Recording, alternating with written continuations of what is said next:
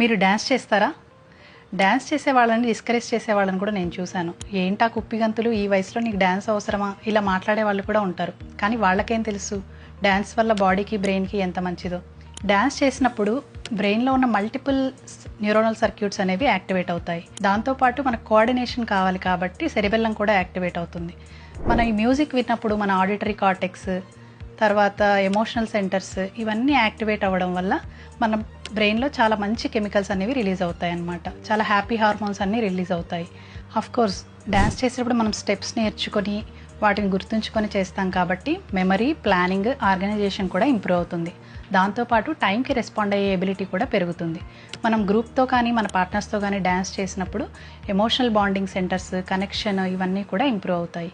Dance లాగా వేరే ఏ ఎక్సర్సైజ్లో ఇన్ని మల్టిపుల్ సర్క్యూట్స్ అనేవి ఒకేసారి యాక్టివేట్ అవ్వవు అనమాట. సో డ్యాన్స్ అనేది డెఫినెట్గా మిగతా వాటితో పోలిస్తే ఒక బెటర్ ఫార్మ్ ఆఫ్ ఎక్సర్సైజ్